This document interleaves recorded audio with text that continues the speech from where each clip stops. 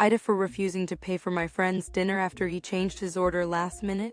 So I, 27, invited my friend 28 to dinner at a nicer restaurant last weekend. We were both in the mood for something a little more upscale, but I still wanted to keep it relatively affordable. We talked about it beforehand, and I suggested a couple of places that weren't too pricey. And my friend seemed on board. When we got there, we both ordered dishes that were reasonably priced. I was planning to pay for the meal since I had some extra cash, and I thought it would be a nice thing to do. Nothing crazy, just a chill dinner. When the waiter came, my friend ordered a mid-range entrée, but then when the waiter came back for drinks, he suddenly asked for a really expensive cocktail, way more than I was getting. After the waiter left, he also added an appetizer that was even pricier than the drink. I started feeling uncomfortable because the total was quickly adding up to way more than I'd expected. It was way over what we had talked about. When the bill came, I mentioned to my friend that it was more than I had planned, and he just shrugged and said, "You said you'd pay though." At that point, I felt kind of stuck, but I didn't think it was fair for me to cover the whole thing when he changed his order so much. So I told him that I wasn't paying for everything and that he should cover his own meal.